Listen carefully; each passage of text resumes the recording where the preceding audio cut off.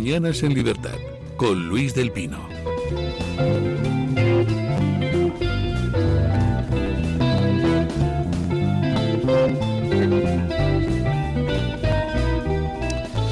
Bueno, 8:28, 7:28 en las Islas Canarias. Según la Sociedad Española de Ginecología y Obstetricia, el 75% de las mujeres experimentará molestias íntimas en algún momento de su vida. Si ya has sentido molestias, debes entender que en el cuidado de tu sistema urinario, la verdadera inteligencia está en apostar al mantenimiento del equilibrio natural con los hábitos y la nutrición adecuados. Como parte de esa estrategia saludable llega Paracis de Mederi Nutrición, un complemento natural formulado con ingredientes como el arándano rojo, la calabaza o la galluva, que apoyan tu bienestar íntimo ayudando a mantener tu vejiga y su funcionamiento en condiciones normales. No esperes a que tu cuerpo te dé un aviso. Confía en Paracis como tu aliado íntimo. Encuéntranos en mederinutrición.com o consulta en tu farmacia o parafarmacia de confianza. Paracis es de Mederi Nutrición. Bueno, vamos con la tertulia del día. Hoy con don Marcos de Quinto. ¿Qué tal está usted? Muy bien, y mando de aquí un beso a Sofía, que está yendo al colegio con su mamá, al volante. Un beso, Sofía. Don Cristian Toro, ¿qué tal está usted? Buenos días, muy bien, muy bien. Bueno, hay muchísima tela que cortar en la actualidad política. Tenemos, por un lado, el tema iraní, por otro lado tenemos el superdomingo electoral ayer en 3 países. Y no sé por qué empezar. Bueno, vamos a empezar por el asunto electoral. Ayer hubo elecciones regionales en una de las regiones más ricas de Alemania, Renania-Palatinado. Hubo elecciones generales en Eslovenia, que hasta ahora estaba dirigida por uno de los más estrechos aliados de Sánchez, un gobierno socialdemócrata que ha seguido a Sánchez en todo lo que era su estrategia anti-israelí, reconocimiento del Estado palestino, acusaciones contra Israel, oposición a la guerra de Irán. Y por otro lado, pues elecciones municipales, segunda vuelta en Francia. Y en los 3 países se ha producido el mismo tipo de mensaje. Primero, derechización notable. Segundo, fracaso de las formaciones más beligerantes contra Israel, contra Estados Unidos y contra la guerra de Irán. Y tercero, fuerte ascenso de los partidos homólogos de Vox. De hecho, Eslovenia posiblemente lo vaya a dirigir ahora el partido homólogo de Vox, dado que ha sido primera fuerza en empate técnico con los socialdemócratas y cuenta con los escaños suficientes como para conformar una mayoría. En Alemania entra por primera vez con fuerza en una región del oeste de Europa, la AfD. Y en Francia conquistan Niza, triplican el número de alcaldías que tiene el Frente Nacional francés de Marine Le Pen, y todo ello acompañado pues de un hundimiento de la izquierda más extrema. Bueno, ¿cómo valoran ustedes ese superdomingo electoral? Bueno, muy bien, ya lo ha dicho usted, todos los datos están ahí. Al final el socialismo, bueno, el globalismo que estamos viviendo, pues parece que Europa está despertando y bueno, yo por mi parte me alegro porque creo que es necesario. O sea, cuando tenemos un problema, lo que hay que buscar son soluciones. Y es evidente que tenemos más de un problema, no solo en España, sino en general en Europa, y está llegando la gente que yo creo que puede tener soluciones a todos estos problemas. Nos falta que, bueno, que en España, que yo creo que tenemos la peor figura dentro de todo el marco europeo al frente de un país, de relevo ya a los que se presupone que tienen ya que que poner solución a que cada mañana nos despertemos con peores noticias, ya no solo en el tema económico, sino en el tema de criminalidad en el país, en general en todo. Y creo que estamos cada vez más cerca. Hemos visto en las elecciones autonómicas pasadas que Vox sigue subiendo, y yo creo que seguirá subiendo pese a toda la campaña que hay del miedo contra Vox, porque vemos que pese a todo eso sigue subiendo. Así que que esté pasando esto en Europa nos va a venir también muy bien a los que apoyamos a Vox. Bueno, ¿Cómo ve usted el Superdomingo? sí, bueno, hay un tema curioso, esto del efecto de la inmigración, porque el efecto de la inmigración es como una espada de doble filo. Por un lado, genera una reacción hacia los partidos que en estos momentos pues tratan de combatir el exceso, por lo menos la ilegal, pero por otro lado, como puede ser en el París, etcétera, pues también esa inmigración también tiene voto. Luego sucede en ambas situaciones. Y lo que sí, una cosa que usted ha comentado siempre, don Luis, es de verdad, ¿qué sería del mundo si no estuviera Trump? ¿Qué sería del mundo si la bala no hubiera fallado? Porque solo imaginarlo, ¿qué pasaría a 5 años vista? Por ejemplo, nos encontraríamos con Irán, que tendría ya un arma atómica y además misiles capaces de transportarla a 4.000 kilómetros desde Teherán. Nos encontraríamos pues con una Unión Europea pues muchísimo más intervencionista y con menos libertades individuales. Nos encontraríamos con una Venezuela donde se seguiría torturando en el helicoide. Nos encontraríamos con una Cuba que seguiría siendo pues la cabeza pensante y organizadora del narcotráfico. Ellos son los headquarters del narcotráfico, mientras la producción está en Colombia o el blanqueo en Venezuela. Nos encontraríamos a lo mejor con una Argentina donde el apoyo que en un momento determinado pues Trump ha prestado a Milei ha servido para que pueda seguir haciendo las reformas necesarias para que vaya adelante, pues a lo mejor ni siquiera estaría. Luego, gracias a que Trump sigue vivo, yo creo que pues estamos viendo todo este cambio que se está produciendo a nivel mundial, todo lo que es el retroceso del wokismo y lógicamente está impactando en Europa, está impactando en las municipales y en este cambio de péndulo. Y están dando seguridad a la gente de que enfrentarse al socialismo, oye, no hay que tener complejo para ello. Sí, estoy de acuerdo contigo, porque al final el socialismo yo creo que vive de la propaganda del miedo, ¿no? O sea, yo rescato una frase que dijo Milei hace un tiempo que a mí me gusta mucho y es verdad, y es que las ideas socialistas siempre se han defendido con las armas, y con las armas siempre se han defendido con el odio y con el miedo a lo contrario. Y yo creo que a la gente ya le está dando igual este discurso y está empezando a despertar.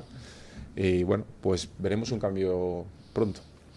Resulta muy significativo de lo que pasó ayer algo que a mi juicio tiene un impacto directo en España, porque ahora las terminales del PSOE, ojo, y también algunas terminales del PP andan lanzando el mensaje de que el no a la guerra impulsa a Sánchez. Eso es, perdonen que se lo diga, basura. El no a la guerra pues resulta que ha sido perjudicial para la izquierda en Alemania, perjudicial para la izquierda en Francia, perjudicial para la izquierda en Eslovenia. Es que el no a la guerra, ¿qué significa? El no a la guerra significa sí a masacrar a un pueblo desarmado como el de Irán. Claro. El no a la guerra, ¿qué significa? Sí a que se siga torturando en el helicoide. Esto lo tendrían que explicar. Y luego, además de estas consignas, que son consignas casi de las típicas de concurso de Mises. No al hambre en el mundo, sí a la paz y tal, pero bueno, es decir, nadie quiere la guerra, pero es que lo que nadie quiere es en estos momentos que exista una amenaza mundial de Irán. Irán es el que empieza la guerra. Lleva empezándola desde hace décadas, lleva empezándola desde que está financiando todos los grupos terroristas que asesinan y que ponen bombas en muchísimos países. Irán es una dictadura internacionalista. Claro, Hay que pararle los pies, y por lo menos por alguien que de repente toma la decisión de vamos a pararles los pies.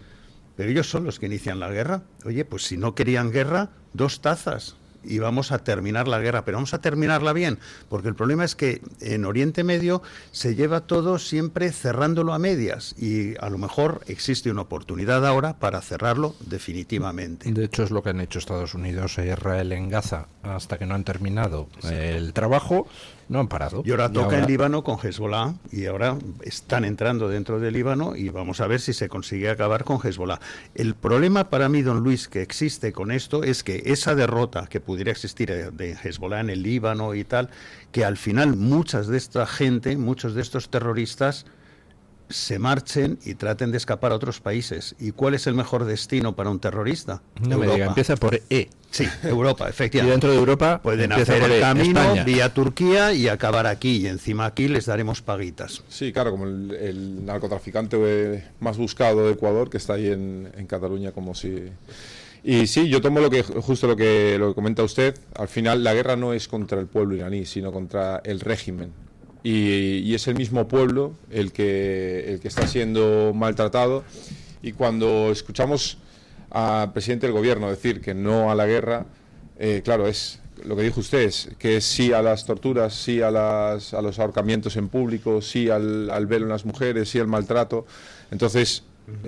claro, o sea, eso Resulta es curioso que, bueno, una de las noticias más humillantes para España de ayer es lo de las pegatinas en los misiles iraníes. Resulta que Irán, en los misiles que lanza contra las petromonarquías del Golfo y contra Israel, está poniendo pegatinas con la cara de Sánchez y una frase de Sánchez: esta guerra es ilegal, esta guerra es ilegal y además inhumana.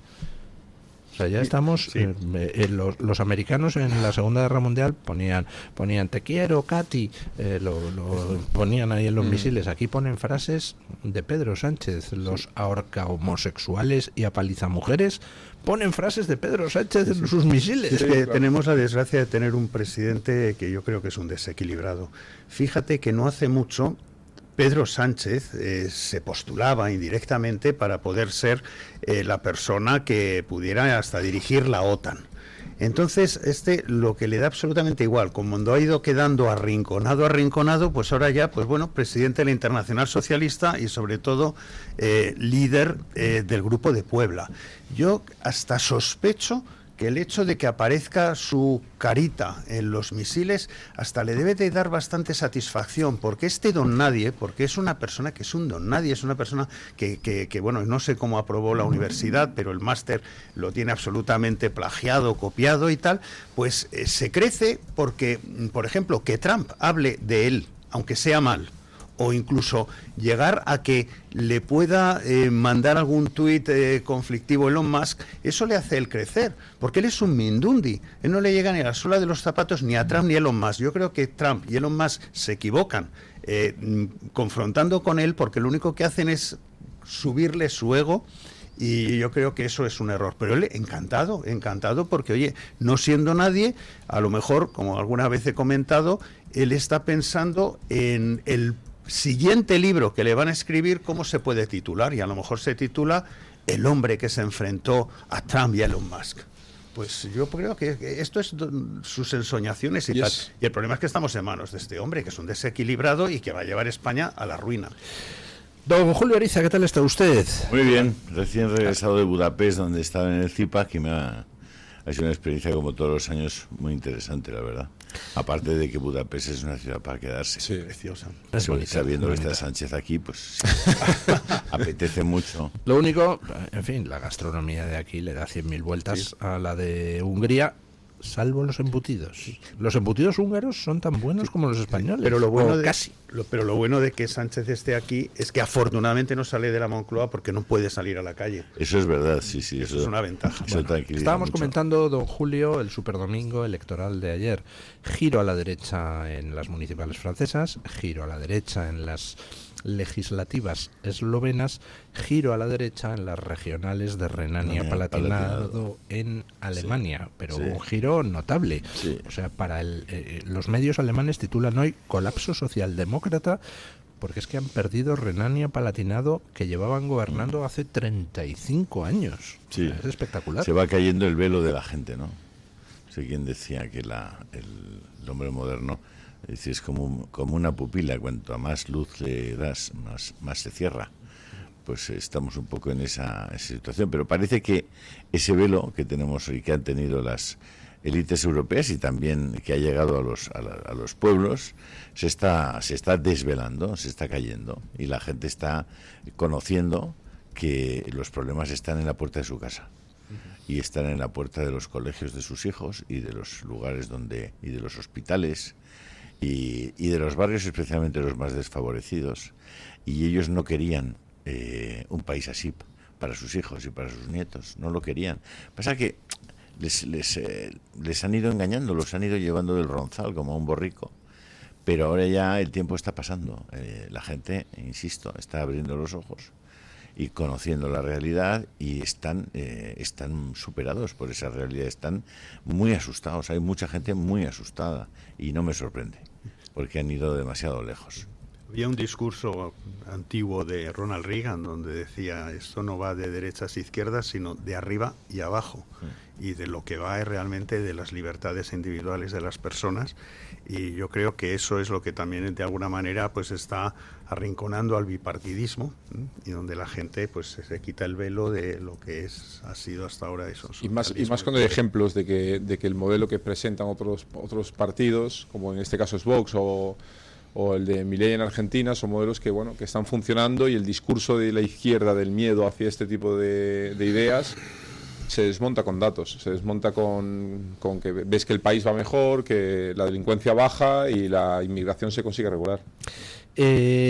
Hablando de CEPAC, de donde viene usted, de Budapest. La CEPAC es ya se lo saben nuestros oyentes, la Convención Conservadora más importante del mundo, la CEPAC. Sí. Y allí se celebra en Estados Unidos, sí, y en Europa. Y en Europa, en Hungría.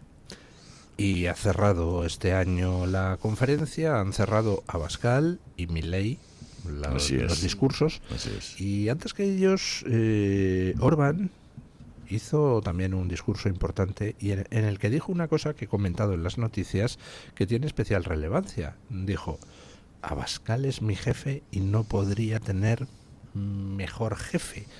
Dice quien es primer ministro de su país, Orbán, sí, y una de las figuras dentro del mundo conservador pues de más influencia. Llama jefe a Abascal. ¿Se imaginan ustedes a alguien en los partidos de la derecha tradicional del mundo llamando jefe a Feijóo? O sea, es que es imposible. Sí. Por cierto, me recordó el famoso chiste.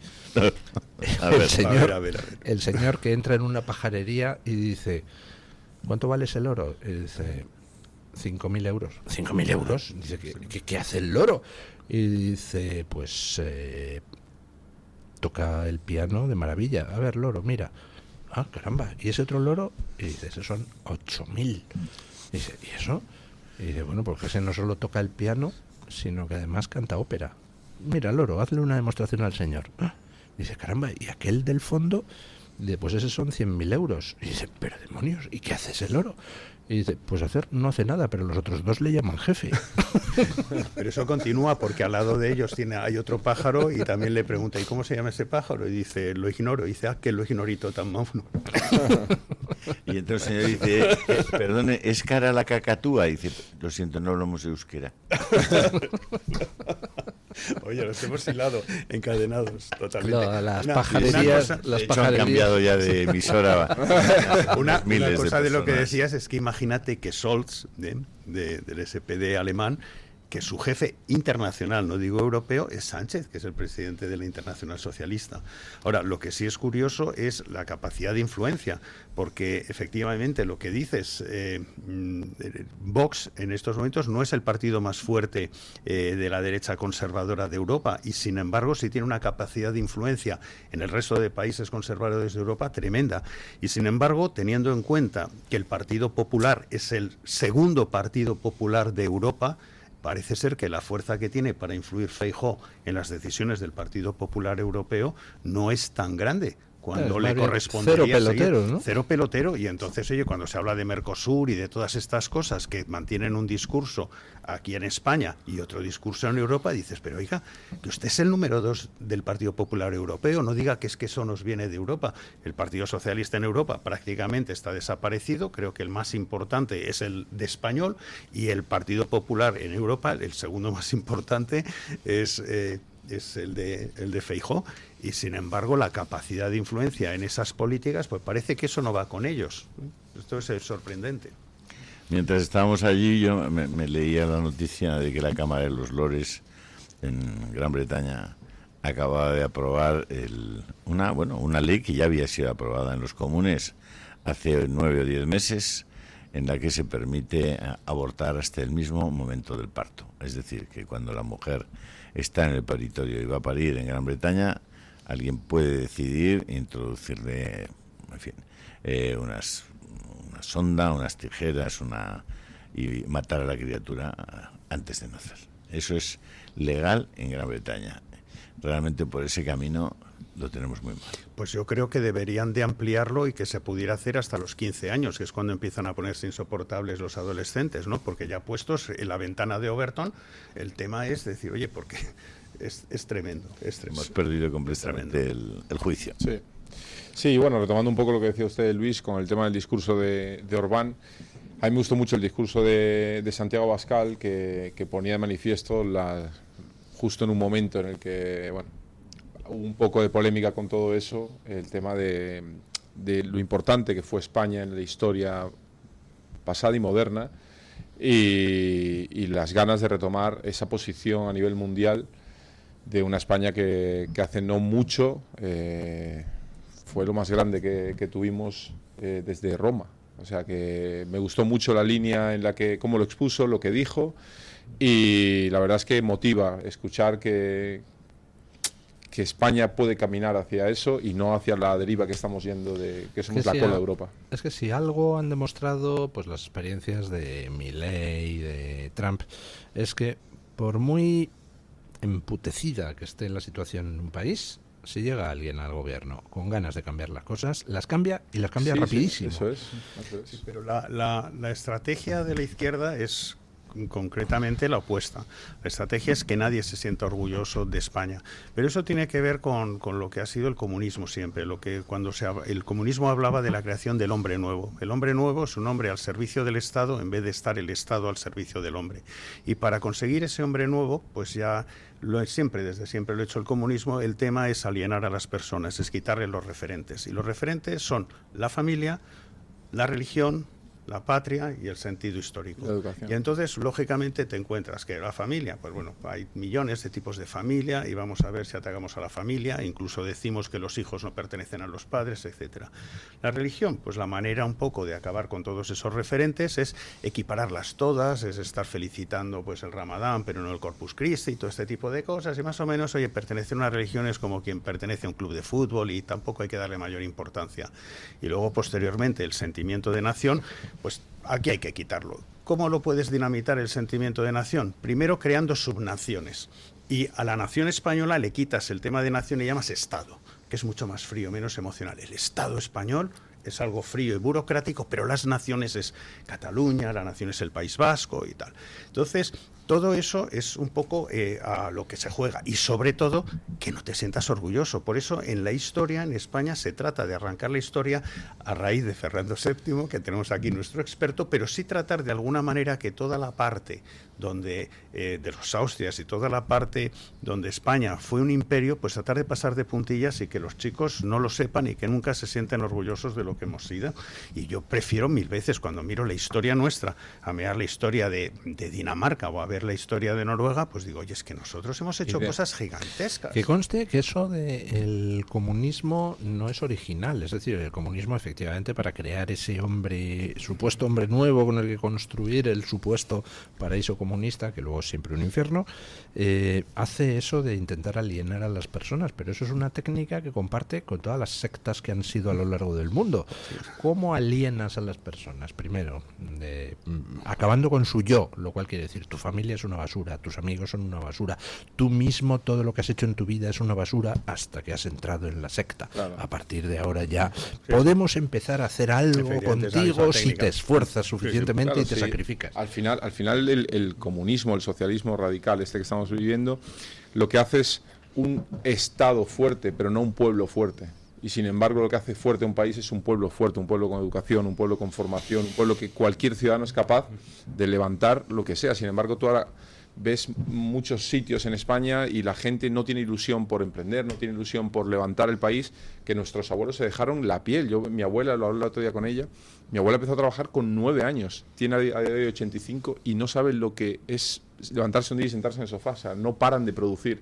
Y esa generación, esa cultura del esfuerzo se ha ido perdiendo, nos han ido adoctrinando en que no servimos, en que somos dependientes del Estado y somos un pueblo que se lo ha creído hasta ahora, que los jóvenes ya vienen con fuerza, se están levantando, hemos visto a nuestros abuelos trabajar de la forma en que lo han hecho y ya nos hemos cansado de que nos digan lo que tenemos que hacer y queremos ser nosotros lo que decidamos lo que hacer y cómo hacer con un país como España, que nos hemos acostumbrado a que España, bueno, pues está ahí a la cola de Europa. Y yo, escuchando el otro día el discurso de Santiago Abascal, dice, no, pues España puede estar al frente de Europa y del mundo una vez más. De lo que dices tiene mucha gracia, porque Yolanda Díaz celebra cuando hay reducción de autónomos. Dicen, hay ahora tantos miles menos de autónomos. Y lo celebra, dices, como decir, esta pobre gente ya está liberada, ya no son autónomos porque se sufre mucho siendo autónomo. Oye, que siendo autónomo no vives del Estado, sino todo lo contrario, contribuyes al Estado. Y cuantos más haya, pues tanto mejor, pero no. No te hace falta celebra la destrucción de autónomos. Claro, y no te hace falta ser licenciado en economía para saber que un país depende de los autónomos, evidentemente. O sea, son los que todo como quien digo, yo lo hablo con varios compañeros que son autónomos y dice, todo esto, toda la fiesta esta lo pagan los autónomos al fin y al cabo. Bueno, lo pagan los autónomos y lo pagan todos, ¿no? Sí, pero al final los autónomos son los que más sufren, claro. Pero al final cualquier trabajador también tiene unos impuestos excesivos por todas las vías, ¿no? Está claro. Aunque Sí, no sea, sí, aunque no sea autónomo. Pero a fin de cuentas, yo siempre digo que hay dos Españas, pero no son las de Machado. Una España es los que viven del presupuesto público y otra España es los que viven para pagar ese presupuesto público. Y cada vez cuando hay más gente que vive del presupuesto público y menos sector privado y menos gente que vive para pagar ese sector público, pues el país va a peor. Y tiene que haber un equilibrio al final, porque en cuanto generas desequilibrio es cuando vienen los problemas. Bueno, pues tenemos cambio de rumbo en toda Europa, cada vez más acelerado. El día 12 de abril hay elecciones en Hungría, unas elecciones trascendentales porque la Unión Europea está volcándose para tratar de que no gane Orbán, y para ello no han dudado en poner en marcha las campañas de cancelación en redes sociales. Por ejemplo, se han cancelado las cuentas en Facebook del gobierno húngaro. O sea, están haciendo lo que hicieron con Trump en su día. ¿Qué tal ha estado la CEPAC, don Julio? Ha sido muy interesante. Siempre hay gente muy interesante. Hay gente que piensa. Y cuando te encuentras con otra gente que está pensando, pues tiene mucho interés. No puedo decir mucho más, porque efectivamente los discursos que habéis mencionado, el discurso de Santiago, yo creo que fue muy, muy potente, muy sólido, muy consistente. Lo emitimos aquí en el Toro, en el Toro Televisión. El de Víctor Orbán, extraordinario desde mi punto de vista también. Orbán para mí es el mejor político que hay en este momento en los países que yo conozco y de los políticos que yo conozco. Para mí, sin duda, mi referencia es Víctor Orbán. Y luego pues estaba Wilders, estaba la señora esta de la AfD, Alice Weidel, y bueno, había... Intervino Trump por videoconferencia, ¿no? Efectivamente. Sí. ¿Intervino también Meloni o no? No, yo no lo vi. Yo tampoco, No. yo no vi nada de... No, No.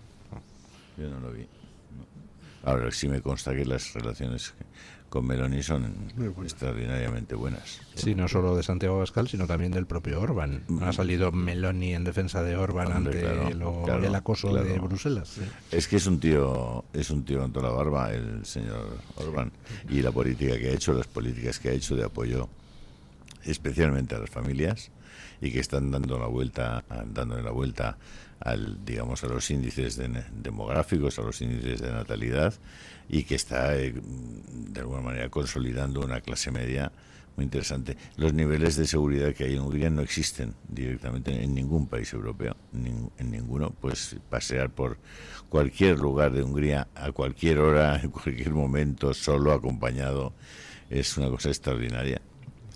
Vi un mensaje es que no me acuerdo quién era, un español que ha asistido a la CEPAC y que decía, le dije a mi hermano que vive allí en Budapest, oye, pero ¿vas a dejar ahí el portátil en la parte de atrás del coche? Oye, que se ve, te van a abrir el coche. Chaval, que estás en Budapest. Puedes dejar el coche abierto. Sí. Realmente es un... No creo que llegue a eso. Yo me encuentro solo una pequeña pega, y es que es imposible el idioma. Es muy difícil el húngaro, sí. La lengua es imposible. Sí. O sea, yo solo he aprendido, me parece que está 9 o 10 veces en Budapest, he aprendido Kosanam. Yo lo único que sé de húngaro es Szeretlek, Pues, que significa te quiero. Vaya, Muy útil. vaya. Rompecorazones, don Luis. Kosanam, que significa gracias. Una cosa, Kosanam. Kosanam, gracias. Una cosa, don Luis, lo que comentaba sobre el tema de redes sociales y lo que el boicot aparentemente que parece que Meta estaba intentando hacer con Orbán.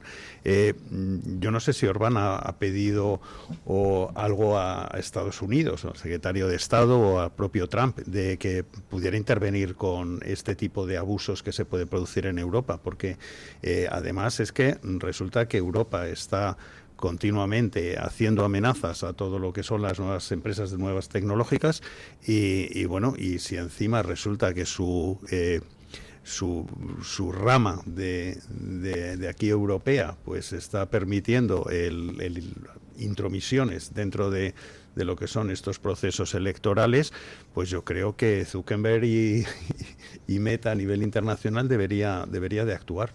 ¿Hay algo de eso? ¿Alguien sabe si Meta en Estados Unidos sí, a mí va a también me ha llamar? sorprendido muchísimo esa noticia, muchísimo.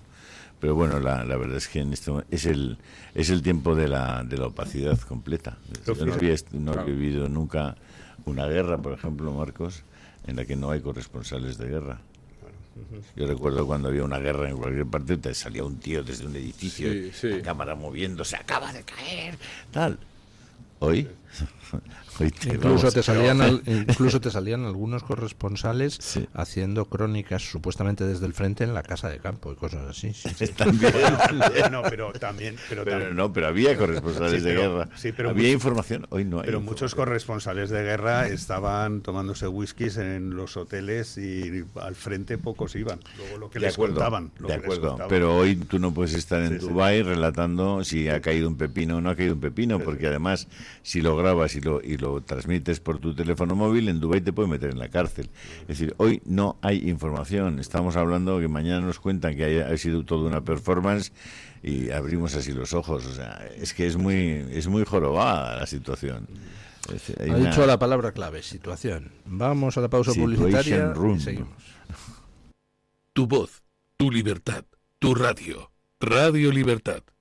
Buenos días, Juan. Buenos días, Alicia. ¿Te pongo lo de siempre? Sí, unos filetes de lomo extratierno, porfa. Para 3. Bueno, no, para 4. Vale, ¿y tú despliegue o No, es que hoy tenemos visita. ¿Papá? ¿Me vais a dejar pasar? Bueno, es que es una historia un poquito larga. El Pozo Extratiernos. Siempre hay espacio para la ternura. Cuando depositas plástico, metal y bricks dentro del contenedor amarillo, facilitas su reciclaje en nuevos productos y mantienes limpia nuestra ciudad. Haz tu magia con el reciclaje.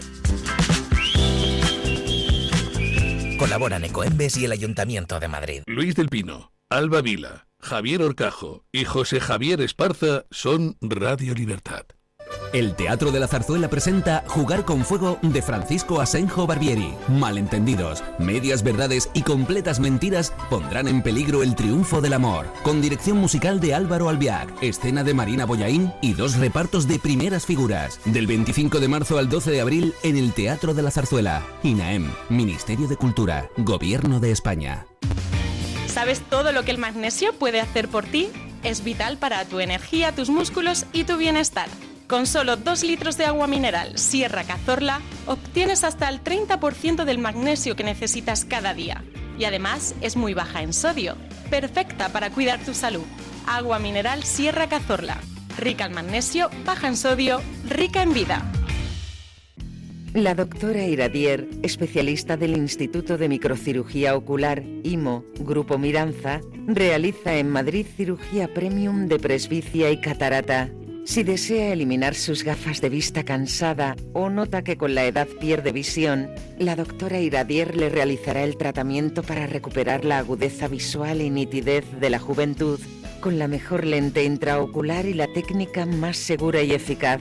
Doctora Iradier en IMO, Grupo Miranza. Teléfono 910-783-783. Calle Valle de Pinares Llanos 3, Mirasierra, Madrid.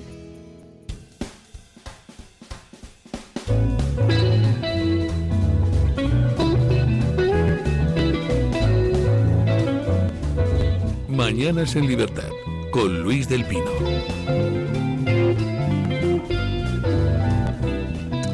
Bueno, son las 9:03 de la mañana, 8:03 en las Islas Canarias.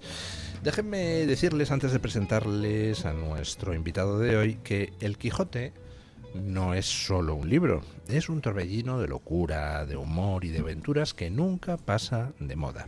En Locos por el Quijote leeremos y comentaremos los pasajes más apasionantes de la obra de Cervantes, descubriendo su humor, su ironía y la sorprendente mezcla de ficción y realidad que sigue revolucionando todavía hoy la literatura moderna.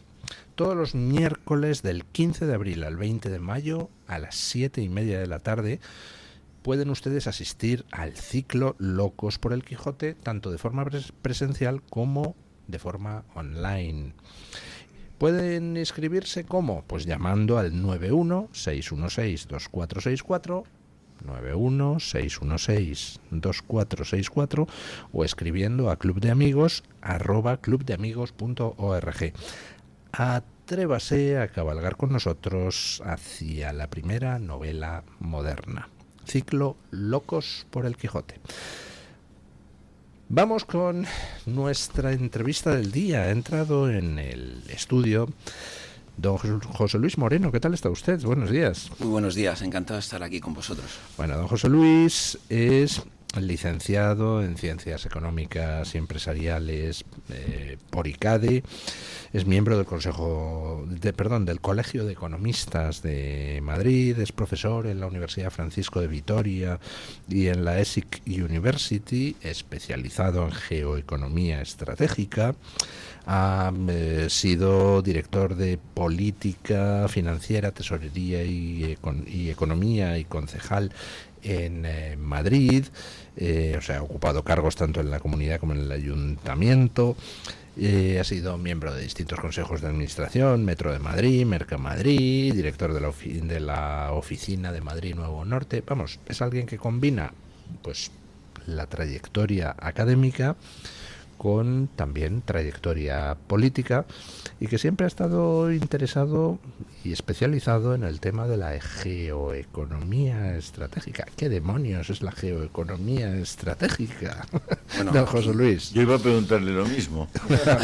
Aquí dan ganas de decir, pues la geoeconomía estratégica eres tú, es lo que tenemos ahora encima de la mesa, lo que está pasando en Hormuz, lo que pasó en Groenlandia, lo que puede pasar en el mar de China, lo que ha pasado también en el norte de África. Es decir, al final es como hay una intersección entre lo que es la economía y la geografía que hace que determinados territorios tengan ventajas competitivas sobre otros, y es como demostrar el poder de los países, de las naciones, usando la geografía y la economía. Hasta hace poco lo que nosotros veíamos era que se utilizaba lo que se llamaba el famoso poder blando para influir en las naciones, en las decisiones. Pero últimamente, en las últimas semanas, estamos viendo que también se utiliza el poder duro. Lo que estamos viendo en el Estrecho de Hormuz es un ejemplo de libro, nunca mejor dicho, viene en el libro, aunque el libro está escrito antes de que ocurriera lo del Estrecho de Hormuz, ya se cuenta en el libro, en uno de los 65 casos prácticos que hay, que esto podía ocurrir. y efectivamente ha ocurrido. ¿De qué libro ha hablado José Luis Moreno? Pues del suyo. Él ha venido aquí a hablar de su libro como Paco Umbral en tiempos. Efectivamente. Y yo le he traído para que hable de su libro. Geoeconomía estratégica. 65 casos de estudio transformadores del orden mundial, con prólogo de Daniel Lacalle y epílogo de Judith Arnal. Geoeconomía estratégica, pues como él dice muy bien, la economía y la geografía al final pues dictan un poco la política y dictan las relaciones entre los países y dictan quién gana y quién pierde, ¿no? En definitiva. Y en el libro se analizan 65 casos de estudio. Sí, se habla de lo que estaba comentando, se habla de Groenlandia, te explica por qué es tan interesante Groenlandia para Estados Unidos, pero también para Rusia y para China, todo el poder del Ártico. Se habla también de Venezuela, porque ha sido tan importante la operación que ha hecho Estados Unidos en Venezuela para normalizar algo que era totalmente anormal, lo que estaba pasando en el continente latinoamericano, ¿no? Se habla del estrecho de Hormuz, son lo que son, viene en el libro, los famosos choke points o puntos de estrangulamiento, el estrecho de Gibraltar, el canal de Panamá, el estrecho de Malaca, el propio estrecho de Hormuz, donde estamos viendo cómo realmente, aunque en una primera instancia vemos ahí un combate militar entre Israel, Estados Unidos e Irán, realmente lo que se está sustanciando es el poder entre China y Estados Unidos. Uno de los principales perjudicados de lo que está pasando en el estrecho de Hormuz es China. China dependía del petróleo de Irán, del crudo de Irán. En aproximadamente un 20%, ¿no? 90% del petróleo que vende Irán se lo vendía a China y en torno al 20 y tantos por ciento, 24-25% venía de lo que compra Irán, China, viene de Irán. Y había un 5 o 6% que venía de Venezuela. Si vamos sumando, pues al final nos damos cuenta que en 3 semanas, 4 semanas, un mes, China ha perdido o puede perder hasta el 30% el suministro de petróleo de crudo, que es muy importante porque ellos, aunque tienen reservas, es verdad que no son capaces de tener todo lo que necesitan para ese crecimiento que tienen. Y es el 30% de un volumen de China. O sea, que no es el 30% como puede ser de España, por ejemplo, sino que es muchísimo, estamos hablando de mucho. Eso es. Yo te quería preguntar, perdona que te interrumpa. Nada, encantado. ¿Cuál puede ser el siguiente paso que se prevé a nivel geopolítico o siguiente movimiento que nos podamos un poco anticipar, aunque no va a hacer nada Pedro Sánchez, pero bueno? Bueno, una pregunta maravillosa, ¿no? Lo primero, en la guerra, el primer perjudicado es la verdad. Entonces, muchas de las cosas que estamos viendo y leyendo no tienen por qué ser ciertas, pero es verdad que es la información que tenemos encima de la mesa. La situación actual en el estrecho de Hormuz es la siguiente.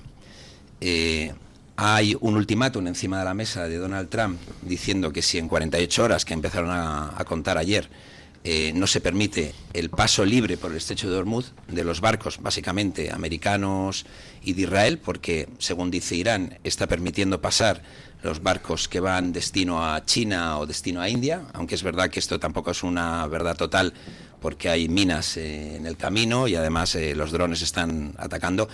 Recordemos que son barcos llenos de crudo, es decir, todos vemos esos barcos gigantescos que pone no fumar. O sea, imaginaros si pone no fumar, imaginaos si choca un dron o te mandan un misil, ¿no? Entonces, lo que ha dicho Trump es, si no se abre totalmente para estos barcos el estrecho de Hormuz, yo voy a bombardear las instalaciones eléctricas que suministran la luz en Irán. Y el régimen de Irán, de los ayatolás, un régimen dictatorial bastante impresentable, lo que ha puesto encima de la mesa es, pues yo entonces voy a seguir bombardeando, que ya lo he hecho, voy a atacar objetivos civiles en los países del Golfo, sobre todo lo que tiene que ver con las plantas desalinizadoras del agua, el 95% del agua que se bebe allí, de los 10, 15, 20 millones, 100 millones de personas que hay por ahí, beben del agua desalinizada, con lo cual eso es muy fácil de controlar. Voy a atacar la infraestructura civil. Hay 17 cables submarinos que son los que dan la infraestructura a toda la zona, que son muy sencillamente, se pueden cortar. Y luego, evidentemente, aeropuertos, instalaciones energéticas, ya se han bombardeado las de Qatar. Qatar ha parado todo el tema de la gestión del GLP, del gas, y eso ya se nota en los mercados, por eso está subiendo más el precio del gas que el del crudo. Total, que vamos a ver en 24 horas qué ocurre. ¿Qué va a ocurrir? Tampoco se sabe, porque Trump yo siempre digo que a Trump hay que hacerle caso en lo que dice, pero nunca literalmente. Muchas veces dice cosas que luego no ejecuta literalmente, pero desde luego el objetivo, cuando Trump dice algo hay que hacerle caso. Y las acaba ejecutando. Y las acaba ejecutando a lo mejor. O el que las escucha acaba ejecutándolas él. Yo creo que los marines, esto ya es, yo no tengo información, digo directamente, pero lo que yo veo, los marines que van allí van a ir a tomar la isla de Har, que es donde sale el 95% del crudo de Irán. Se va a tomar esa isla de una forma física, y desde ahí también se va a dar ciertas garantías para que el estrecho de Hormuz sea transitable. A partir de ahí vamos a ver. He leído algún análisis de algún experto en temas militares diciendo que a lo que hace referencia Trump cuando dice que va a bombardear las instalaciones eléctricas es a la utilización de bombas de grafito, es decir, para tratar de dejar sin operación las instalaciones eléctricas, pero con un daño mínimo. Simplemente son filamentos de grafito que se lanzan a mansalva sobre las centrales, provocan cortocircuitos, salta por supuesto toda la red, se queda Irán a oscuras, pero luego eso, el volver a ponerlo en marcha son unos días, no son años, ¿no? Más efectivo es enviar a Beatriz Corredor y echarla ahí en paracaídas sobre las plantas. Pedro Sánchez, sí. Decirles que aumenten la proporción de renovables. Sí, que se haga cargo. Apagón total. La tecnología militar de los Estados Unidos es impresionante, se está demostrando en este conflicto y en anteriores. Igual que la tecnología de Israel, la famosa cúpula que tiene Israel, te demuestra que, a diferencia de muchos de los países que rodean Israel, Israel es un país de verdad, es una democracia de verdad y está rodeada de estados fallidos, porque ahora mismo los países del Golfo, que no tienen seguridad garantizada, son estados fallidos, porque al final se han gastado el dinero en hacer edificios, se han gastado el dinero en hacer determinadas infraestructuras. Creo que algún club de fútbol han comprado. Sí, exacto, es decir, hemos visto que tenían mucho dinero, pero no lo han empleado correctamente, y por otro lado, el seguir dependiendo siempre de que los Estados Unidos te garanticen la seguridad, como hemos visto, pues no es seguro, es decir, no es tan sencillo, ¿no? Entonces, una de las lecciones que yo estoy sacando de lo que está ocurriendo ahora mismo en el Golfo es que tenemos que invertir más en seguridad. Nosotros también, España tiene que invertir más en seguridad, se tiene que tomar más en serio la defensa nacional, tenemos que ser con nuestros aliados mucho más coherentes, mucho más leales y aprovechar esa posición geográfica que tiene España en el Estrecho para ayudar a sus aliados a garantizar la paz, la libertad en el mundo, ¿no? Ese sería ¿Y se lo ha contado esto a Pedro Sánchez o no? Pues no le veo enfoco por ese camino. Bueno, nosotros, yo siempre digo que España, que tiene una posición geográfica impresionante, las decisiones políticas que se están tomando en los últimos años son totalmente contrarias al sentido común y a esa geoeconomía, ¿no? Hemos tomado decisiones en contra de los centros de datos, cuando tenemos un país que desde el punto de vista sísmico es bastante estable. Tenemos cientos de cables submarinos que nos darían un acceso a esos centros de datos, y eso está parado. Todo el tema nuclear lo mismo, es decir, la energía nuclear es básica para nuestro país y además tenemos uranio que no podemos explotar. Lo mismo pasa con otras materias primas, otros metales que tenemos que no se pueden explotar por la normativa. Desde luego, la decisión que se tomó hace unas semanas de no permitir el uso de las bases conjuntas a los Estados Unidos me pareció absolutamente inconcebible. Y desde luego, si hay alguien que va a salir beneficiado de este proceso es Marruecos, que tiene posición al otro lado del estrecho. Es decir, en la posición con respecto a los fosfatos del Sáhara de España también es inconcebible, porque el fosfato es muy importante para la construcción de baterías, es un producto muy importante que vamos a tener en todo lo que se llama la famosa transición verde o lo que son el uso de las baterías. Es decir, hay un montón de decisiones que geográficamente España tiene una buena posición, por eso ha sido tan importante en la historia del mundo, por eso hemos hecho la historia del mundo, es decir, no solamente por la posición geográfica, pero también se han tomado decisiones muy importantes en el pasado, pero ahora, de un tiempo a esta parte, yo lo pongo en el libro, la última decisión o la última posición buena de España en el ámbito geoeconómico es en la época cuando todas las empresas españolas se internacionalizaron hacia Latinoamérica. Fueron una época donde empresas españolas multinacionales tomaron posiciones en Latinoamérica y gracias a eso pues mucha riqueza, mucho poder digamos de las multinacionales españolas se vio en el resto del mundo, ¿no? Entonces desde esa época no queda nada, por cierto. No queda nada, se ha ido retirando de Telefónica, de los bancos. Impresionante. Todo eso se ha apagado, efectivamente, así es. Se me acumulan las preguntas que le haría a don José Luis. Es que está de moda la geoeconomía ahora. Trump la ha puesto de moda. La ha puesto de moda, pero un par de preguntas le lanzo y las responde en el orden que le dé la gana. Primera, desde el punto de vista geoeconómico, geoestratégico, yo soy muy partidario de lo que está haciendo Trump de decir el continente americano es mío. Hay gente que dice, por Dios, ya están aquí los anglosajones quitándonos Yankees, el predominio, los yanquis.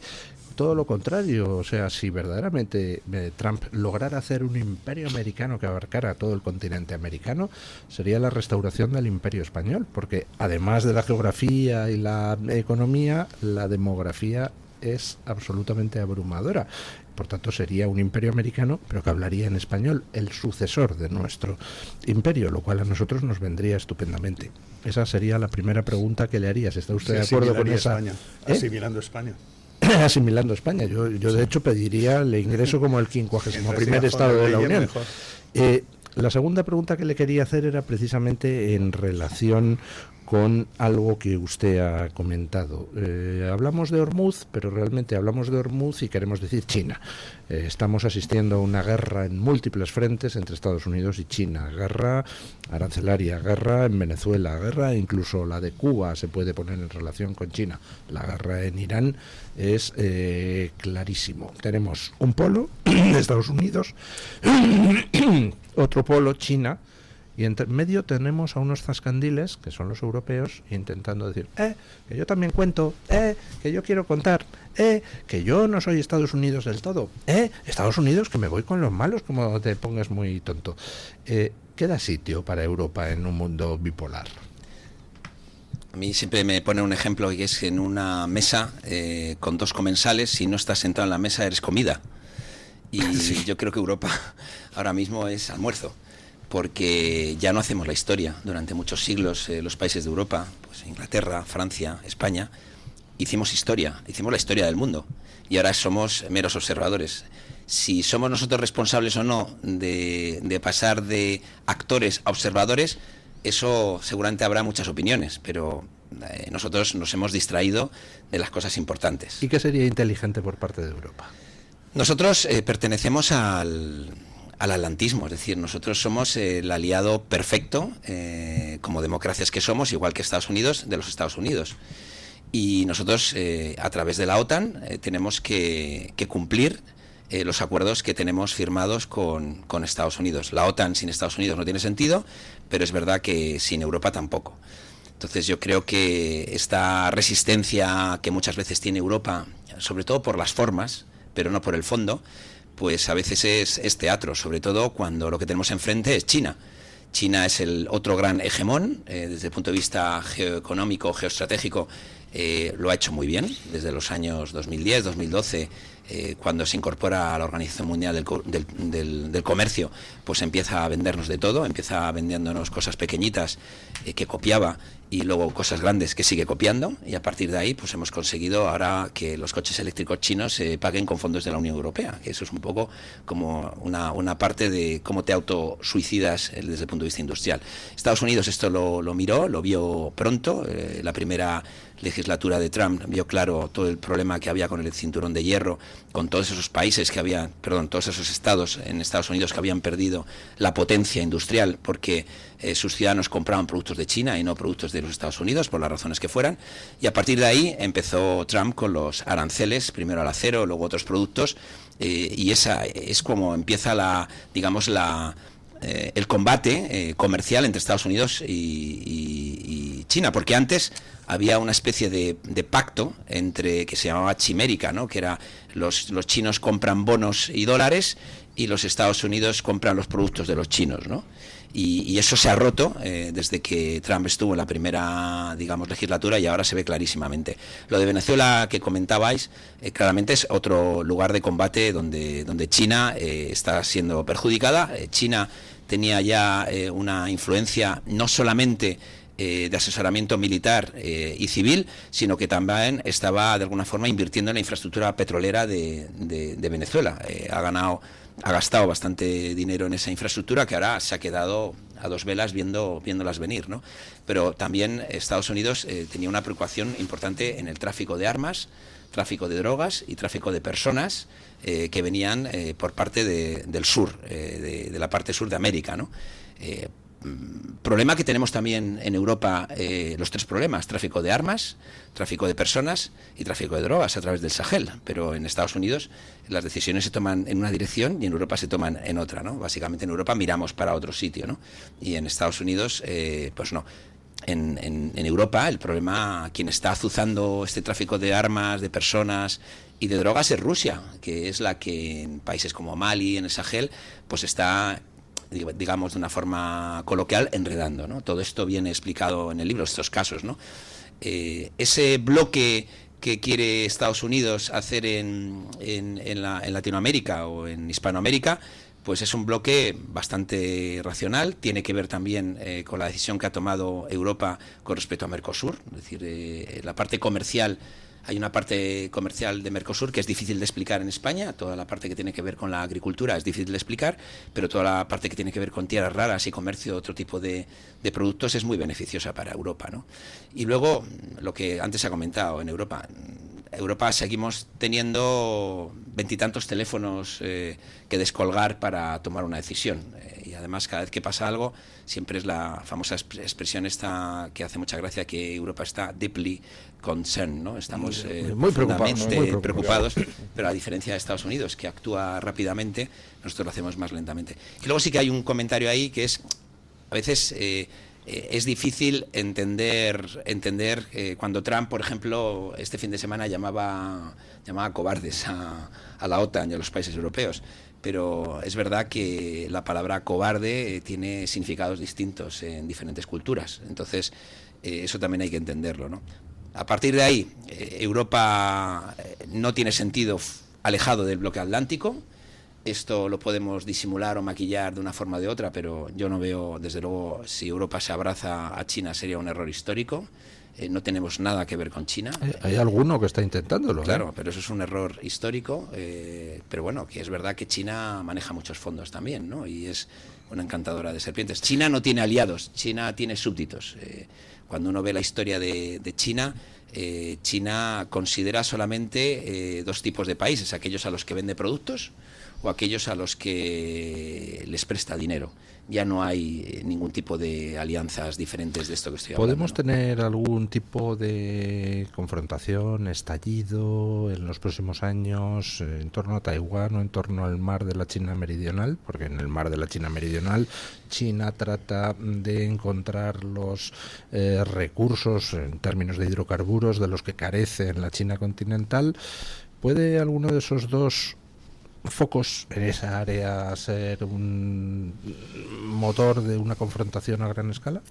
Uno de los 65 casos que viene en el libro de Geoeconomía Estratégica con ESIC habla de todo esto, ¿no? La posición geográfica de Estados Unidos es privilegiada. La posición geográfica de China es un desastre. Es decir, China, cuando sale al mar, se encuentra con 6, 7, 8 países, un estrecho de Malaca que es muy incómodo para todo el comercio mundial de China que pasa por ahí, tanto de entrada como de salida.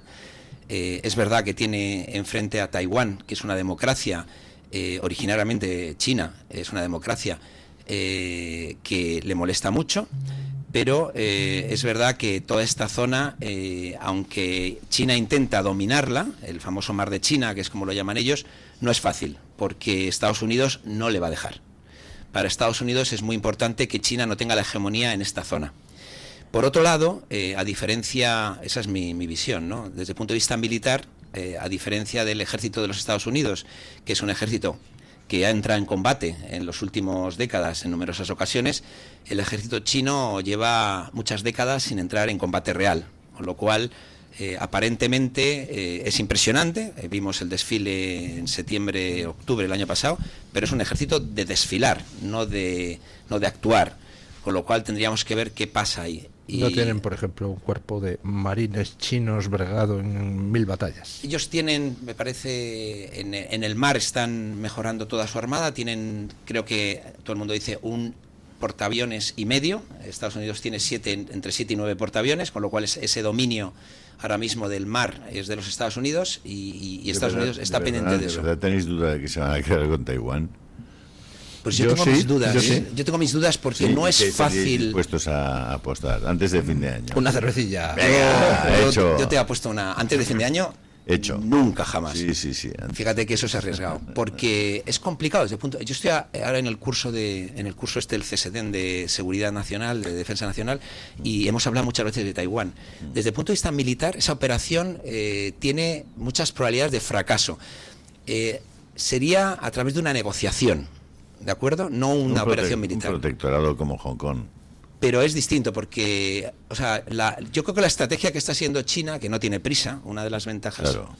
China no tiene prisa. Es que lo de las democracias es muy molesto. Es muy raro, es verdad.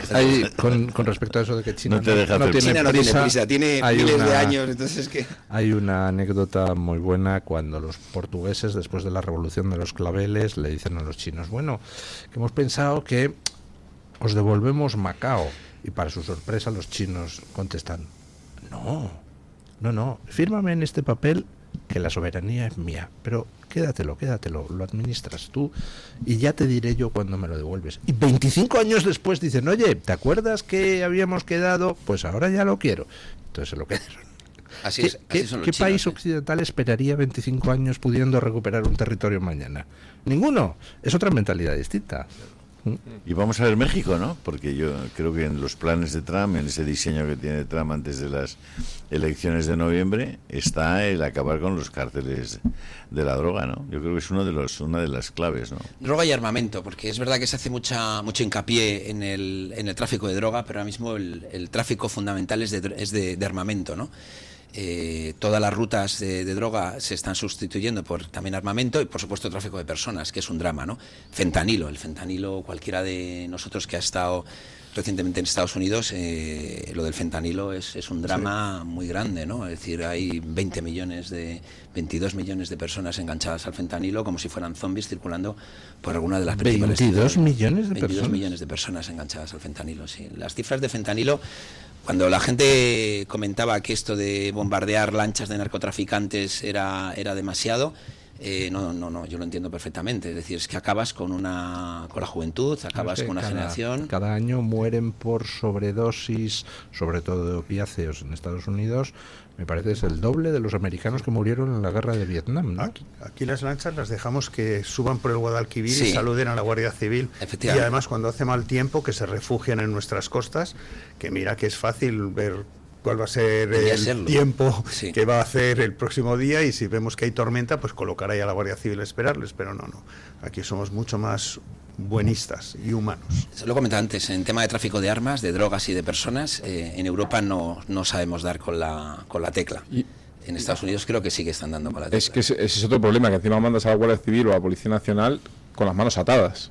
Bueno, que ese es otro gran problema. Bukele, no hay contundencia. Bukele dice que cuando un gobierno no acaba con las mafias de la droga y de la delincuencia, es que posiblemente esas mafias estén sentadas en el Consejo de Ministros. Claro. Es evidente. Bueno, don José Luis, pues muchísimas gracias y felicidades por su nuevo libro, Geoeconomía Estratégica, 65 casos de estudio transformadores del orden mundial, con prólogo de Daniel Lacalle, epílogo de Judith Arnal y publicado por ESIC. Daniel Lacalle, miembro de la Junta Directiva de Pienparé. Buen amigo nuestro. Me ha mandado recuerdos para vosotros especiales, Daniel Lacalle. Bueno, el subtítulo podría ser La era Trump. Sí. Desde luego, yo a Trump le estoy muy agradecido porque gracias a Trump estoy vendiendo muchos libros. La gente dice, ¿cómo has podido anticipar lo que iba a ocurrir? Digo, es que esto es cíclico. La verdad es que la historia del mundo, el que no aprende el que no aprende de lo que ha pasado en el pasado repite los errores. Don José Luis, tienen hoy la presentación del libro. En la Fundación Rafael del Pino, efectivamente. En la Fundación Rafael del Pino. Y se va a televisar, quien no pueda... Es un hermano de Luis, ¿no? ya quisiera yo. Hermano pobre. El hermano pobre de Luis. Bueno, ¿a qué hora me ha dicho? A las 7. Hay aforo completo ya, pero... Hay aforo completo ya, pero se puede para conectar. los del Pino. Bueno, eso es. Los del Pino. O sea, yo voy allí y digo, oye, por supuesto. Llame a mi tío. Tú eres siempre bienvenido. Bueno, a las 7, Fundación Rafael del Pino, presentación de Geoeconomía Estratégica. Como ya está el aforo completo, pues lo pueden ustedes seguir por YouTube, imagino, ¿no? Efectivamente, la cuenta de YouTube de la Fundación Rafael del Pino. De la Fundación Rafael del Pino. Pues muchísimas gracias, don José Luis, y hacemos una pausa publicitaria y seguimos. Tu voz, tu libertad, tu radio. Radio Libertad. Buenos días, Juan. Buenos días, Alicia. ¿Te pongo lo de siempre? Sí, unos filetes de lomo extratierno, porfa. Para 3. Bueno, no, para 4. ¿Cuál leíste este despliegue, mamá? No, es que hoy tenemos visita.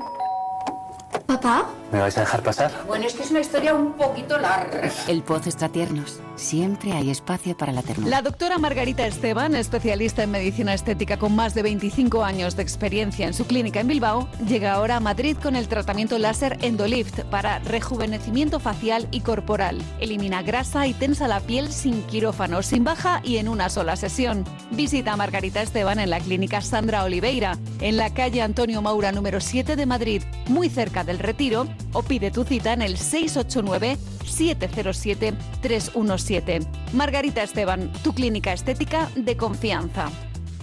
Esta Semana Santa vívele en la provincia de Valladolid. Procesiones que sobrecogen siglos de historia y algunas de las celebraciones más importantes de España. Valladolid, Medina de Rioseco, Medina del Campo, Tordesillas o Peñafiel. Y la esencia de nuestros pueblos, cada paso cuenta una historia. Ven esta Semana Santa a la provincia de Valladolid, donde la tradición se convierte en emoción. Diputación de Valladolid. ¿Tu piel ha perdido firmeza? ¿Tus articulaciones están más rígidas? La fórmula de Aminopac contiene aminoácidos precursores del colágeno y vitamina C necesarios para la salud de tu piel, huesos y articulaciones. Dale a tu cuerpo lo que necesita para producir colágeno con Aminopac.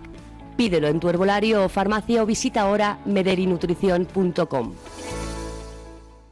Si sufres de artrosis de manos, los guantes de Relax Quantic Nanotech, con su masaje, vibración y calor, mejorarán tu calidad de vida. Eficacia demostrada en ensayo clínico. Recuerda, si tienes artrosis de manos, guantes Quantic Nanotech. Y para las personas que lo tienen localizado en la rodilla, la rodillera de Mejorando tu Vida, que utiliza ondas de radiofrecuencia. Os cambiará la vida, al igual que el cinturón para aliviar el dolor de la zona dorsal y lumbar, gracias a una combinación de láser dual, infrarrojos, calor local y masaje por vibración. Recuerda, llámanos al 900-730-122. Y si llamas ahora, solo para los oyentes de Radio Libertad, gratis un tensiómetro que habla. 900-730-122.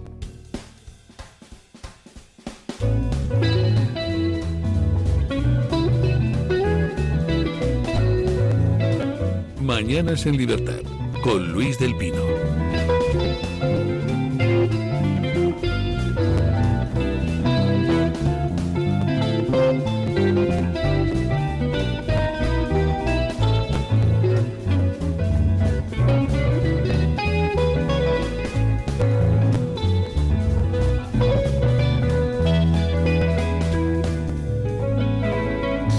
Bueno, ¿les ha gustado a ustedes el safari fotográfico que han organizado los comunistas europeos para ir a Cuba a fotografiar pobres? No había visto una cosa tan espantosamente ridícula y grimosa hace muchísimo tiempo. O sea, van allá en plan señoritos, viajando en primera clase, se alojan en hoteles de 5 estrellas ahí en La Habana, que tienen luz mientras que el resto de los cubanos están a oscuras, y luego fotografiando por ahí niños desarrapados y cosas así. Es increíble, hemos perdido la cabeza completamente. O sea, luego van predicando precisamente lo contrario, ¿no? Y los vemos es que una foto, o sea, simplemente un gesto de esos ya ya retracta la persona. O sea, lo que es una pérdida de oportunidad espectacular es que España, en estos momentos donde se está abriendo la posibilidad de la libertad para Cuba, que España no esté ahí en la foto. Es decir, nosotros nos hemos posicionado al lado de los gretinos, de cretinos por Greta Thunberg. Y entonces nosotros que realmente, o sea, Cuba ha sido durante 406 años española y ha sido independiente por los últimos 128 años. Es decir, Cuba es España. Bueno, había los Siboney, pero desaparecieron al principio. Y Cuba es España y lo demás tierra conquistada. Y entonces dices, en este sentido, cuando el tema es muchísimo más emocional para los líderes de la primera potencia mundial, es decir, Marco Rubio, secretario de Estado, Mauricio Claver, que es su responsable para toda Latinoamérica, o Benjamín León, que es el que tenemos aquí de embajador, es decir, todos son cubanos exiliados. España tiene esa relación histórica con Cuba y ahora que nosotros podríamos estar de alguna manera puestos, porque además el modelo que aparentemente se pretende hacer de transformación y de transición es similar al de España, pues nosotros nos apuntamos con el Grupo de Puebla y con todas estas majaderías. A mí me parece que es de verdad vergonzoso. Sí. Además, otra cosa importante, la declaración sospechosamente pactada que hizo el rey Felipe VI el otro día con el narcoembajador de México, lo digo porque Sinaloa. Además creo que sí, que era gobernador de Sinaloa y tal. Eso dices, pero ¿por qué hacen eso? Pues aparentemente es porque en noviembre va a haber una conferencia iberoamericana y entonces esto era parte del pago para que México confirme su asistencia a esa conferencia iberoamericana. Pero esa conferencia iberoamericana que se va a celebrar en Madrid, han decidido no venir. Ya han negado su asistencia el presidente de Argentina, Milei, el presidente de Chile, Kast, y el presidente y Bukele.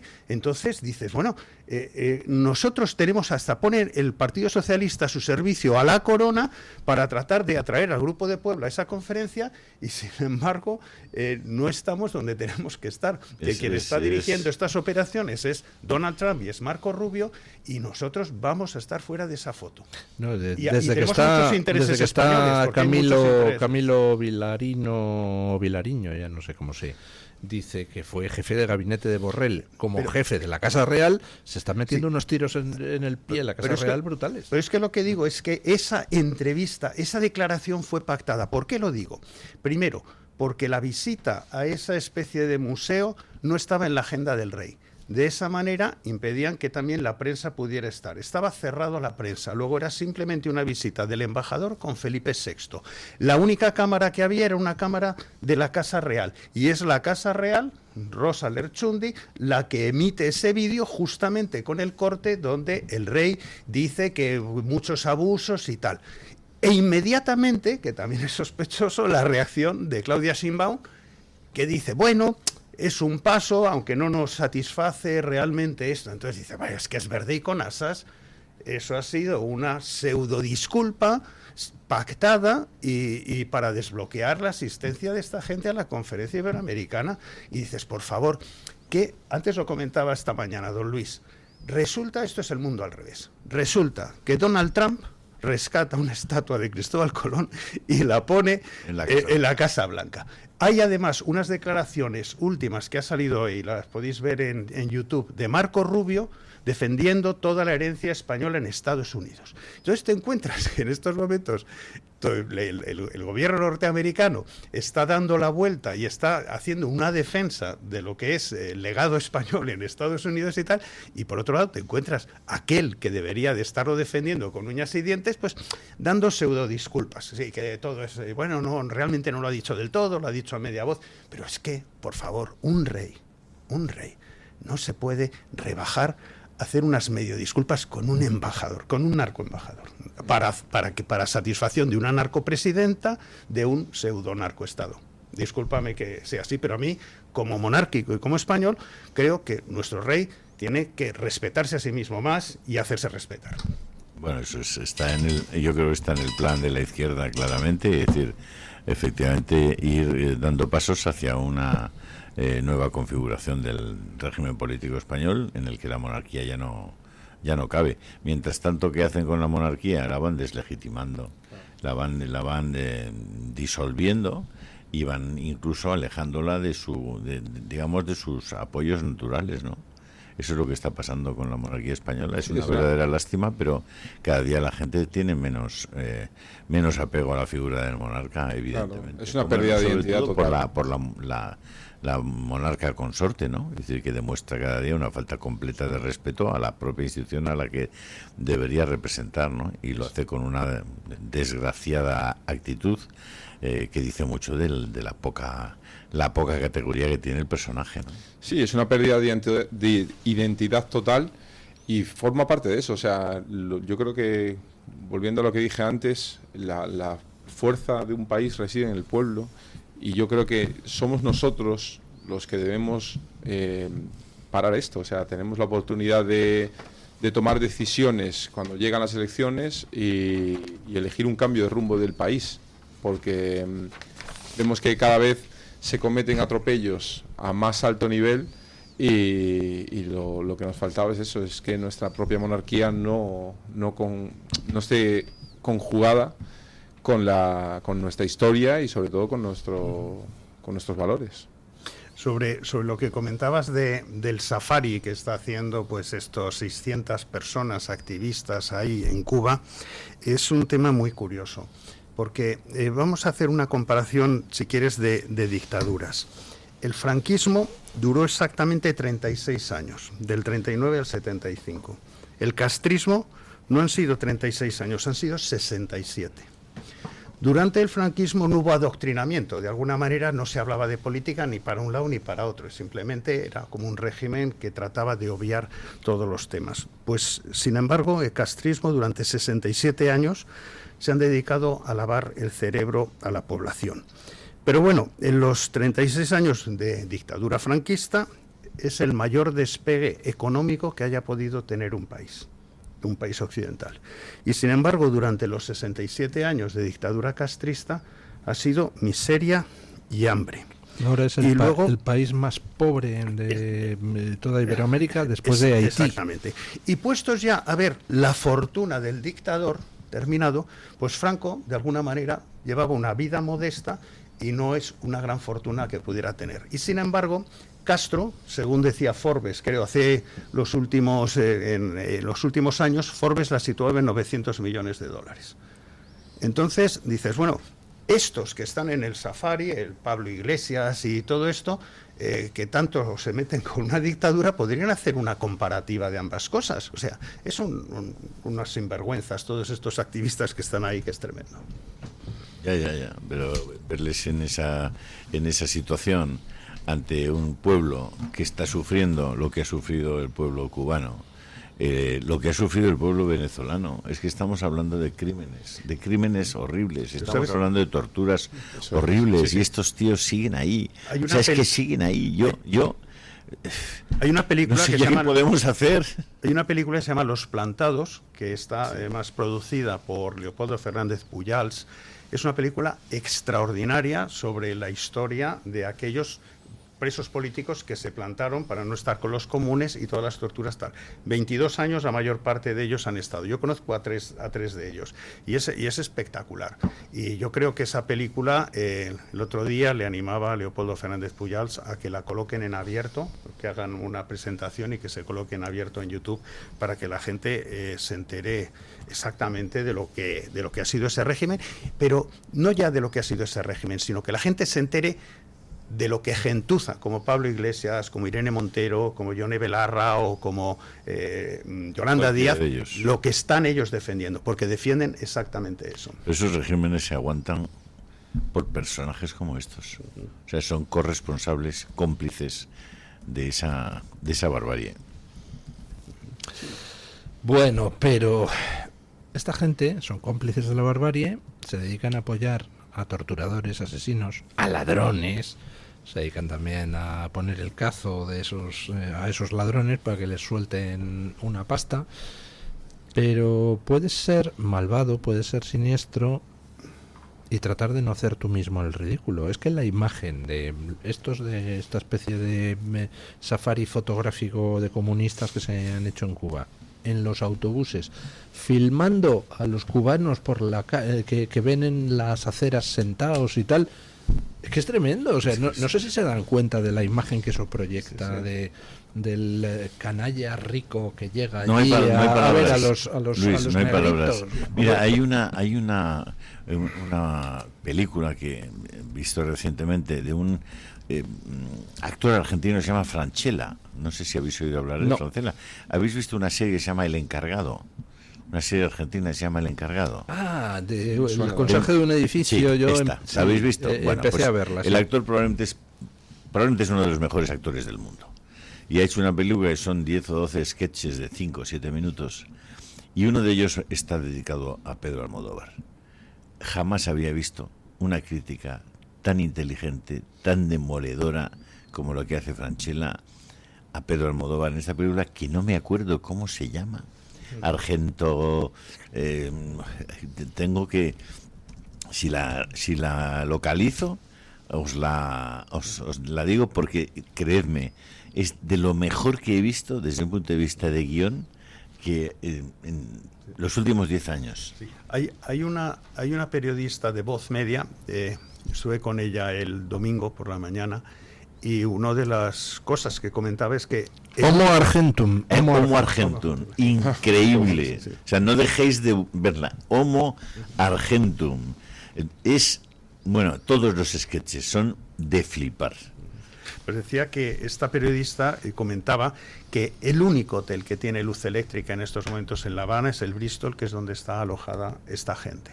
Entonces, esta gente está comiendo bien, está en un sitio donde hay electricidad y luego se hacen el safari fotográfico. Esto es una vergüenza, viendo a la gente que se está muriendo de hambre, que no tiene medicinas, que no puede ir a un hospital ni nada, y van a blanquear ese régimen. A mí me daría una absoluta vergüenza. Es repugnante. Repugnante. Absolutamente repugnante, blanqueando el régimen. Bueno, se tiene que ir, don Julio Ariza. Despedimos y terminamos la tertulia hablando. Hemos tocado Irán, hemos tocado el superdomingo electoral en Europa. Hay un par de temas que no hemos tocado y que sí, de los que sí he hablado en las noticias. A ver cuál le gusta más a nuestros tertulianos. Se está votando ayer y hoy también una reforma judicial en Italia propugnada por Meloni, que básicamente consiste en que el Consejo General del Poder Judicial italiano va a ser elegido ahora, la mayoría de sus miembros, por sorteo entre todos los jueces, para evitar las designaciones políticas. ¿Serían ustedes partidarios de hacer algo similar aquí en España? Hombre, mejor que lo que hemos hecho nosotros, seguro que es, por lo menos al final seguro se respetaría más este proceso de elección, porque al final aquí lo que ha pasado en España es que el mismo Pedro Sánchez ha elegido a los suyos y no deja esa libertad para poder seguir la ley, y luego tenemos los problemas que tenemos. Entonces, bueno, no sé cómo podrá salir en Italia. Veremos. Si es una buena forma, pues podemos implementarla. Yo haría un sistema mixto, en el sentido de que lo sortearía, pero no entre todos los jueces, sino lo sortearía entre los jueces que cumplieran determinados requisitos de experiencia, de solvencia, etcétera. Entonces, es decir, por lo menos asegurarte que no es entre todos los jueces, que no es un juez inexperto que haya sido nombrado antes de ayer y que haya accedido a la carrera, sino que tengan por lo menos un mínimo de experiencia demostrada, y además que tengan pues un expediente de alguna manera impoluto y un gran reconocimiento. O que cuenten con 50 firmas de aval de otros jueces. Entonces, o algo así. Si esos jueces son 500 o son 1000, sortearía entre esos 500 o entre esos 1000, pero no entre todos los jueces, porque yo creo que eso es excesivamente aleatorio, sino cumplir determinados requisitos y aparte entonces sorteo. Eso me parece muy adecuado. Desde luego mejor que esta politización indecente que sufrimos. Total. Que al final se traduce en que los políticos, PP y PSOE, y ahora también los socios del PSOE, nombran a los miembros del Consejo General del Poder Judicial, que es quien designa a los jueces que van a audiencias provinciales, tribunales superiores de justicia, Tribunal Supremo, con lo cual todos los jueces de España saben que como toques mucho las narices al Partido Socialista no vas a llegar arriba ni en broma. Si se las tocas al Partido Popular, entonces a lo mejor en algunos casos terminas llegando arriba, pero también hay posibilidades de que no llegues. Con lo cual, pues aquí, ¿quién se encarga de investigar la corrupción al final? Gente que ha pasado el filtro de no resultar molesto a los distintos partidos, a los dos partidos, ¿no? Es terrible. Totalmente.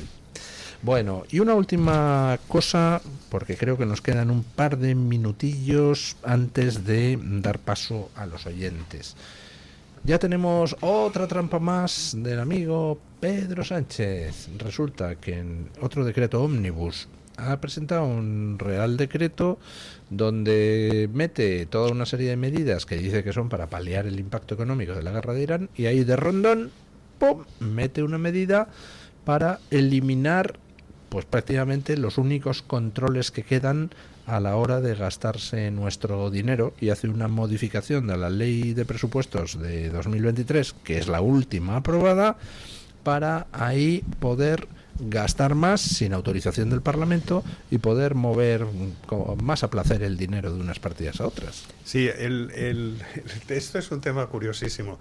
Cuando un gobierno no tiene presupuestos y no le aprueban presupuestos, pues lo que tiene que hacer es convocar elecciones y punto. Pero perdón, interrumpa. Dicho por el mismo Pedro Sánchez. Sí, dicho por él. El problema es que Pedro Sánchez se encuentra en la situación más cómoda que puede encontrarse. Es decir, Pedro Sánchez tiene la llave de la caja. Y además, por una ley creo que se hizo de urgencia por el COVID, pues tiene la potestad de hacer cambios entre partidas. Y si encima esta nueva ley viene a reforzar esa flexibilidad, ¿para qué narices quiere presupuestos? Claro. Si teniendo la llave de la caja y pudiendo hacer lo que le dé la gana con el dinero, pues entonces no necesita aprobar presupuestos. Y de hecho estamos viendo que de repente pues hay nuevas cosas en las cuales se gasta el dinero y dices, oiga, si no hay nuevos presupuestos, esa partida no estaba aprobada porque no existía hace 3 años o desde que están los últimos presupuestos. Pero le da igual, absolutamente, porque tiene toda esa flexibilidad. Entonces, bueno, la situación es, ¿para qué va a querer perder una votación en el Congreso de unos presupuestos cuando yo tengo la llave de la caja y hago lo que me da la gana y tiro de aquí, meto la mano en la caja y gasto aquí o gasto en otro? Mi reflexión, por no ser reiterativos con todo lo malo que está haciendo el Partido Socialista, que es que ya roza lo cómico, que todavía siga al frente del país una persona así, bueno, un equipo así, me llama la atención que la gente cuando vaya a votar todavía siga confiando en que el PP puede cambiar esto, porque tuvo en su mano hace unos meses cuando Santiago Abascal le propuso una moción para expulsar al presidente del gobierno y la rechazó. Entonces, de cara a futuro, y la gente que nos está escuchando, los jóvenes y todo, o sea, solo hay una opción para cambiar esto. Entonces, podemos abrir debates interminables de lo malo que ha hecho el Partido Socialista, del PP. Da igual, o sea, al final se pasan la pelota, pagamos nosotros los platos rotos, y si queremos cambiar esto, solo hay una opción a la hora de votar, que es votar a Vox y proponer un cambio en el país de cara a futuro. O sea, no tenemos nada que perder, ya lo hemos perdido prácticamente todo. Entonces, cambiemos esto. O sea, vienen las siguientes elecciones. No confíen en los de siempre, porque es que nos llevan a la ruina. Y yo lo veo como joven, nos están llevando nos están quitando el futuro y nos han quitado el país. Bueno, voy a invocar a mis compañeros para que nos traigan la opinión de los oyentes. Mientras tanto, pues, ¿qué les parece a ustedes que sepamos que al marido de Iceta no solo le colocaron como piloto en una aerolínea, cuando ellos mismos en sus WhatsApps decían, pero es que es un inútil? Con lo cual dices, Dios santo, como para coger aviones en esa aerolínea, sin saber cómo es bueno, viendo el proceso de selección de pilotos. Pero no solo eso, sino que le colocaron en el Consejo de Administración de una empresa pública. Qué bien, ¿no? No hay como, en fin, ¿no hay por ahí algún socialista que carezca de novio? Sí. Digo, me ofrezco. Es que, don Luis, es que hay Jessicas, pero también hay Jessicos. Sí. Esto es el tema.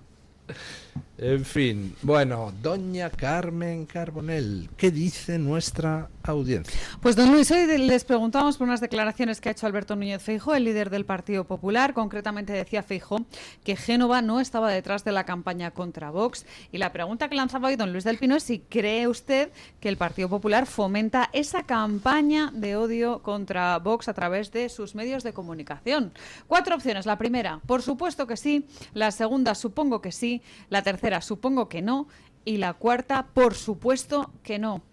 Don Luis, hay un empate técnico. Voy a empezar de menos a más. Empate técnico al 2% entre por supuesto que no y supongo que no. Hay un 9% de los encuestados que supone que sí y hay un 87% de los encuestados que dice que por supuesto que sí. Que por supuesto que es la calle Génova quien está azuzando a sus medios amigos para que se lancen en tromba contra Vox. Yo tampoco entiendo muy bien qué es lo que pretenden, porque si pretenden frenar así a Vox, pues alguien debería cambiarles el proveedor de María, porque está en mal estado. Sobre todo que hay muchas personas a las que les sorprende, que nos ha sorprendido esta cadena de informaciones que rápidamente diferentes medios de comunicación han salido a publicar en una auténtica tromba contra el partido Vox, ¿no? Qué casualidad que de repente sean diferentes informaciones en diferentes medios y todos a la vez, una cosa un poquito sospechosa. Bueno, voy con las publicaciones de YouTube. Pero dos cosas van en paralelo, o sea, hay una parte que es eso de decir que ha tocado techo Vox, y es un tema curioso, porque el otro día yo me estaba haciendo unos cálculos de las últimas elecciones que se han producido en cada una de estas comunidades autónomas. Las últimas fueron las europeas. Entonces, no estoy comparando autonómicas con autonómicas, sino europeas de 2024 con estas del 2026. Y entonces, en el caso de Extremadura, de lo que se votó, la gente depositó la confianza en Vox en las europeas, ahora han subido 6 puntos. En el caso de Aragón, también de lo que la gente depositó la confianza en Vox en el 2024 al 2026 ha subido unos 6,75 puntos, creo recordar. Pero en Castilla-León, de lo que votaron en el 2024 en europeas, ahora ha subido 8 puntos. 8 puntos de las últimas elecciones estas. Entonces dices, bueno, eso de que ha tocado techo es toda una parte. Y luego lo otro, el tema ese de los líos internos, que yo no sé si son líos internos o externos, porque la mayor parte de los líos son periféricos en estos momentos a este Vox que tenemos. Y lo que es curiosísimo, sobre todo, es que todos los partidos, comentaba yo el otro día, todos los partidos han tenido líos, tienen líos y tendrán líos. Esto es parte de un partido político.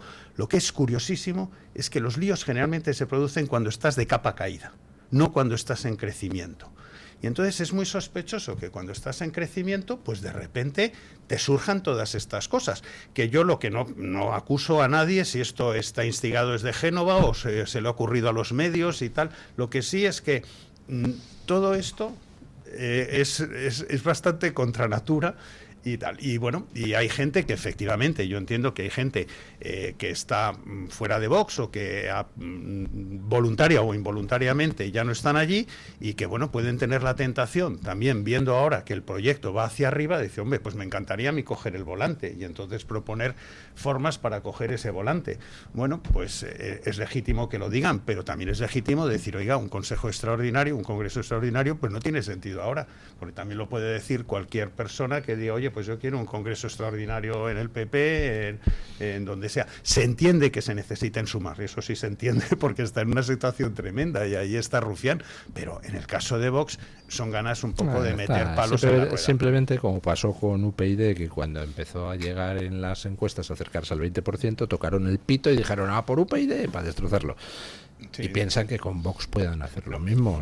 Bueno, es que es una de las cosas que el bipartidismo siempre ha estado de acuerdo. Es decir, yo creo que PP y PSOE siempre han estado de acuerdo, que cuando alguien asoma la cabeza hay que cortársela. Pasó con Mario Conde, con la operación Mario Conde, pasó con UPyD, pasó con Ciudadanos, que me lo conozco muy bien, porque en eso sí están de acuerdo. Si aparece un tercero en discordia, vamos a quitárnoslo de encima. No les sirve, porque recordemos que el voto joven en Vox es súper importante. Y me incluyo yo como voto joven, esas artimañas no las compramos. Don Luis del Pino y yo también nos incluimos. Yo también, yo me siento muy joven. Bueno, ¿algún mensaje rápidamente, más? don Luis, algunos comentarios que leo en Twitter. Álvaro GM dice que sin lugar a dudas se repiten todos como papagayos lo mismo. María dice que esto es una certeza que todo el mundo sabe. Elens Guitar también en Twitter dice: tengo claro que sí, mi duda es si el resto del partido está en línea con la cúpula o hay alguien con sensatez. Y permítame un comentario de un terraplanista. Lo digo entre comillas porque José Manuel Quesada dice que decir que el Partido Popular fomenta esa campaña contra Vox a través de sus medios de comunicación es tan absolutamente falso como afirmar que la Tierra es redonda. A José Manuel Quesada, uno de los habituales, le mandamos un cordial saludo. Sí, efectivamente. Bueno, está bien. Sí, tiene mucha retranca don José Manuel Quesada. Gracias, doña Carmen. Gracias, don Marcos de Quinto. Gracias, don Cristian. Mi trabajo. Toro. Y vamos. ¿Qué? Eso es en otra emisora. Esto es impresionante. Bueno, vamos a poner punto final a la tertulia con don Paco Linares, que nos quiere avisar de que el pan para hoy será hambre para mañana. Buenos días, don Paco. Gracias, don Luis del Pino. Y también para todos, bienvenidos a la primavera. Así es, don Luis, con el socialismo pasa siempre igual. Ordeñan y ordeñan hasta que las vacas se quedan secas y la élite se adueña de casi todo el queso.